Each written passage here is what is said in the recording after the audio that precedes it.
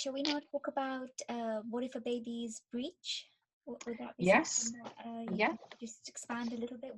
How, how would you, from your experience as a midwife and a complementary health therapist, what kind of guidance would you suggest or advise? Yes, I mean, things have changed a lot, I'm glad to say, um, in recent years, and this has only been in recent years.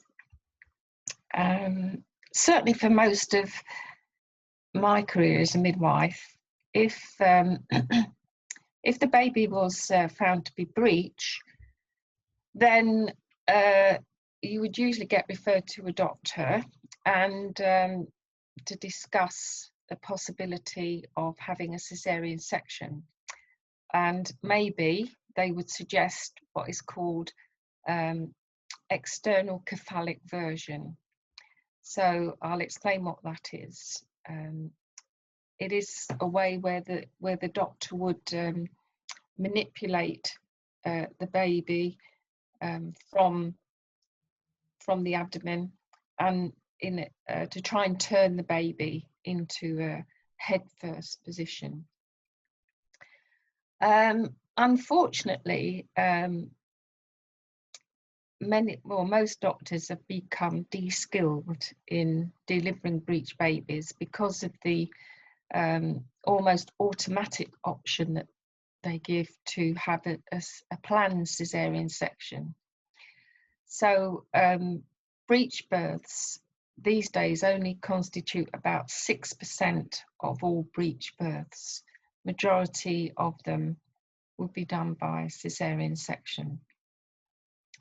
I have been involved in quite a few breech births. It is possible to have it, but obviously the bottom end is more difficult to birth than a smooth head. But that is an option that is still available to women if they so wish. There are various techniques that are used in delivering a breech. However, it doesn't come without its risks either. So it's become more the norm to have a planned caesarean section.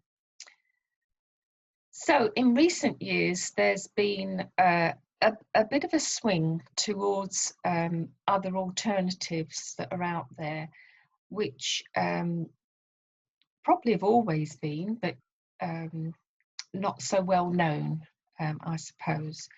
But there's been quite a lot of research and evidence accumulating that there are various things that a woman can try and various techniques that can be used to try and turn the breech back into a head position. So I'll go through some of the lesser known things, and then I'll talk a little bit or talk quite a bit about moxibustion, which is the most popular and most effective way of trying to turn a breech naturally, rather than the intervention that I've just mentioned. So some of these various things have been suggested. They don't always necessarily have a great deal of evidence that they work, but I'm going to mention them even so, because it might be something that you could use in conjunction with some of the other things. So first of all is the knee chest position, as in sort of like a yoga type position.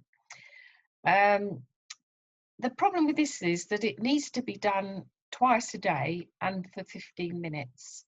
So that might be a bit problematic in terms of having a very gravid uterus, lying down on the floor. And also there is a suggestion by some people, that there's sort of lack of oxygen getting through to the baby and things like that. So as I say, the success rate is not really known. It's not really sort of been properly researched. But I guess if you were into yoga, that might be something that you might want to consider doing. So I wouldn't use it as a main technique, but it might be useful to use it in conjunction with other things. Now, one of the other things that's been suggested, and what apparently some women have done, is to use music stimulation. And it's going to sound really strange, but to play music at your vagina end, to obviously try and encourage the baby to turn towards the source of music. I mean, I wouldn't suggest heavy rock or head banging stuff. I would imagine you would need to use something, you know, quite soothing, possibly. But again, some women have said, you know, that's really helped, and that they felt the baby, you know, more active and obviously trying to turn to the source of the music. So that's another one. It's a bit of an odd one, but Yeah. you know, who knows, it might work. Then to move on to something that has got a little bit more evidence to it, and that is a chiropractic technique, which is called the Webster technique. And this is where the chiropractor, who is obviously skilled at working with pregnant women, they learn this particular technique, and they manipulate the joints and ligaments within the sort of pelvic region. And you know, that does seem to have a reasonably successful rate of the baby turning. But it is important that you go to somebody, you know, to a chiropractor who's got skills in doing this. Not all of them have trained in this, apparently. So that's the Webster technique. Then there is a homeopathic remedy called pulsatilla. Now, in homeopathy, all the remedies are assigned a sort of a profile, a portrait, and they have sort of key, almost like characteristics. And one of the things with pulsatilla is that it is a remedy that is for changing moods and changing conditions, changing symptoms. And it's about this fluctuation in the pulsatilla remedy. And some people have found that using pulsatilla will encourage activity in the womb, encourage the baby to start moving, and therefore to move into a breech position. So it's like a bit of a seesaw type remedy, if you like. And so, you know, by that kind of action, can perhaps understand that the baby would actually turn. You need to check out with a midwife or somebody like that before you attempted to do this yourself, or to go and see a homeopath would be the other option.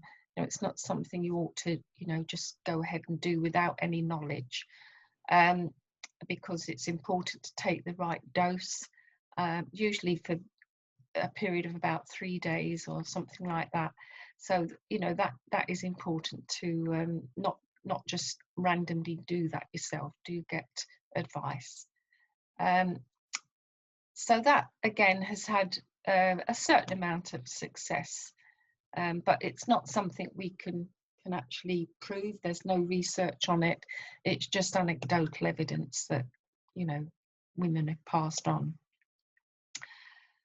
Then we come on to bladder 67. Now, bladder 67 is one of the meridians that runs through the body. So the bladder meridian is actually one of the largest, it is the largest meridian that runs through the body. It starts over here, runs down the back of the head, right down the spine, right down the legs, and finishes at bladder 67, which is the corner of a toenail. Yeah. Now, there's two things that can be done here.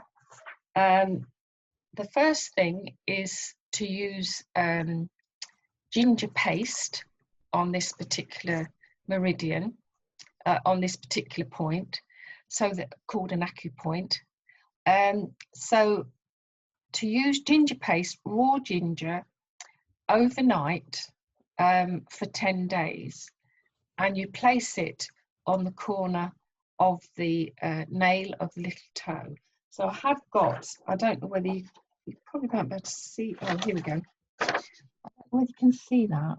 Yeah. Can you see that? Yeah. So there you can see exactly where the point is. It's right on the corner of the base of the small toe. Yeah. I'll add a proper an addition to this. I'll add a worksheet to be able to show that. Yeah. Yeah. So yeah, thank you. That's it's always nice to see it visually, isn't it? Yeah. I mean, I could use my little finger. It's not quite the same. So ginger paste, and ginger paste, because in traditional Chinese medicine, we need something. So there's these contrasts between yin and yang. So one of the contrasts between them is that yin is cool and yang is hot. So depending on what needs to be corrected, we need to get some balance between the two and to create some activity. And because pregnancy is a very yin sort of energy, we need to create some activity. So we would use ginger paste, which is hot. So it's more of a yang energy, it's more active. So that would be ginger paste. And then that brings me speedily on to moxibustion. Yeah. So moxibustion has become quite a, I wouldn't say common, but it's becoming more popular. And it's something obviously that has been used in traditional Chinese medicine for many, many years. And why do women choose this? Well, of course, it gives women the desire to control what happens to them in terms of their birth choices and how they want to manage, their own body and their own labour. So it's very much about empowerment, and it's a way to hopefully achieve a normal birth and avoid the risks that are associated with caesarean section, and also the risk that might be involved in the ECV, the external cephalic version, as that doctors might do. So it's and also of course having a breech birth does have its risks, so it's trying to avoid those risks as well. So again, it's one of those things that can be tried as a first option, rather than having to make a decision, to either go ahead with a breech birth regardless, or to have a caesarean section. So it's another option that women can try, and it is very safe, and it doesn't have any sort of particular risks attached to it. There's just care in actually doing it. So again, it's part of traditional Chinese medicine theory. It works on the whole things, the meridians, and I've explained about the bladder 67 point, which is what the moxibustion is going to be used on. So we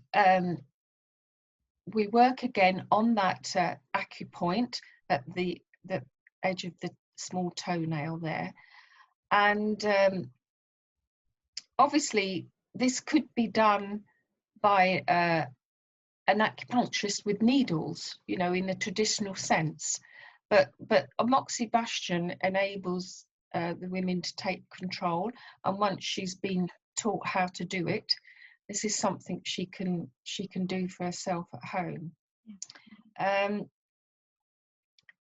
So moxibustion uses a herb called mugwort, and if I hold that up, that is a moxa stick, which is going to be lit at one end, and once that's lit, it starts to, the flame dies down, and it sort of glows, it smoulders.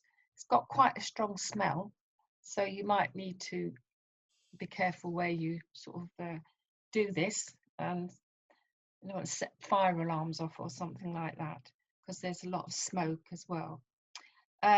So that is, so you would have one in each hand, and then that gets placed near to that point. Obviously you need to be careful not to get too near the skin and burn it.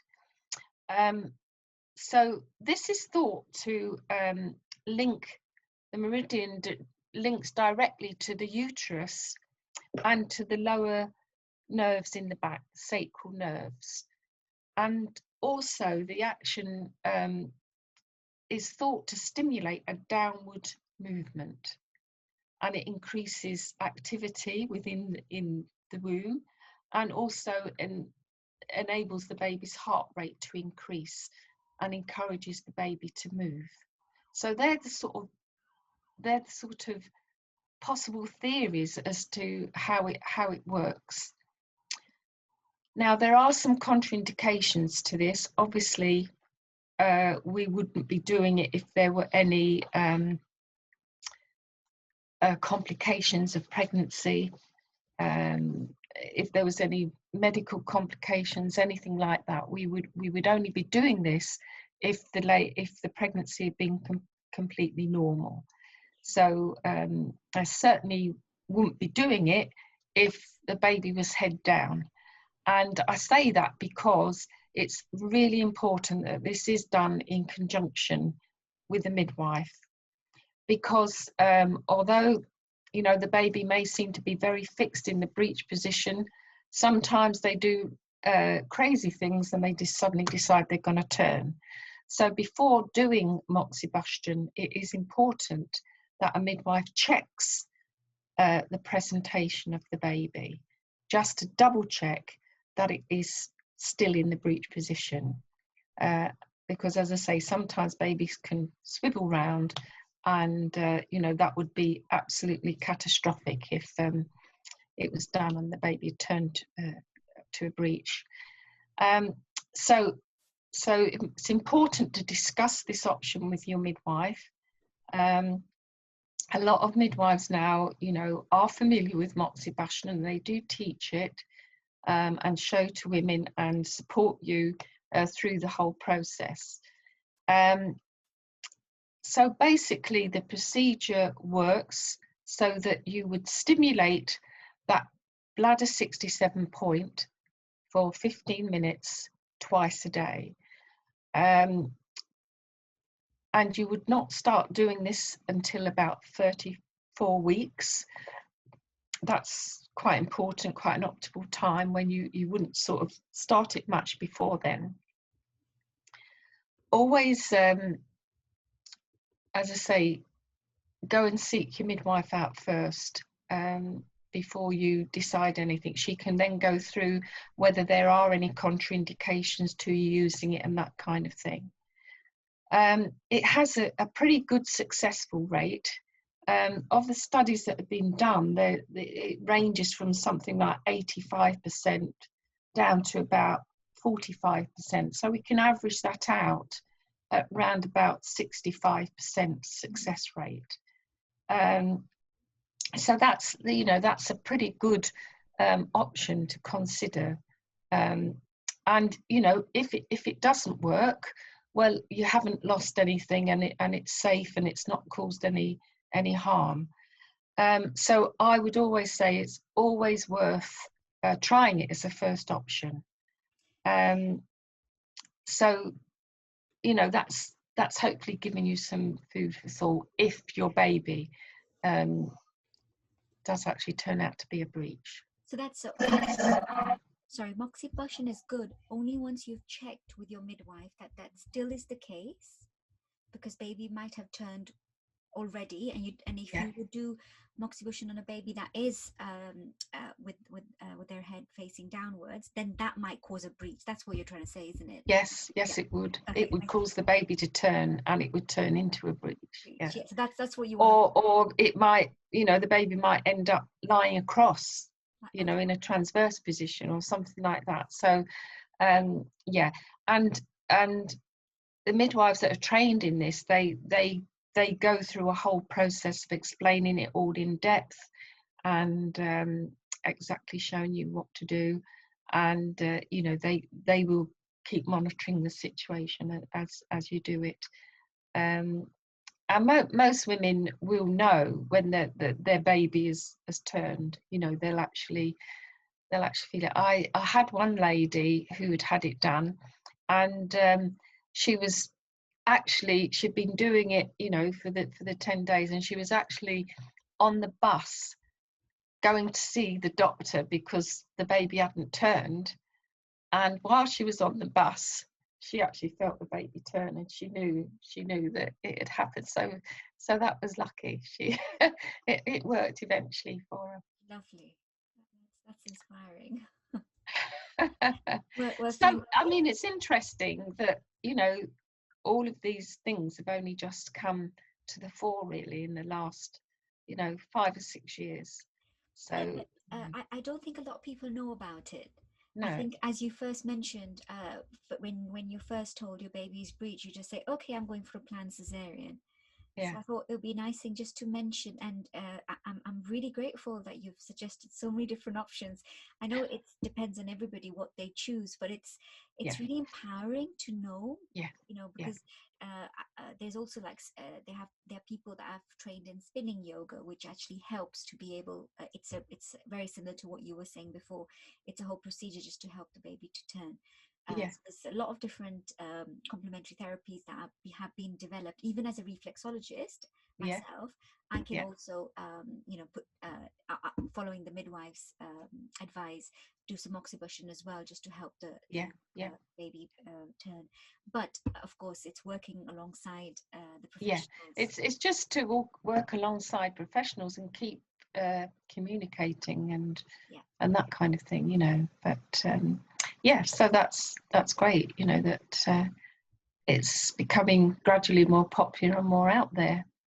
Yeah, Well, thank you. good stuff.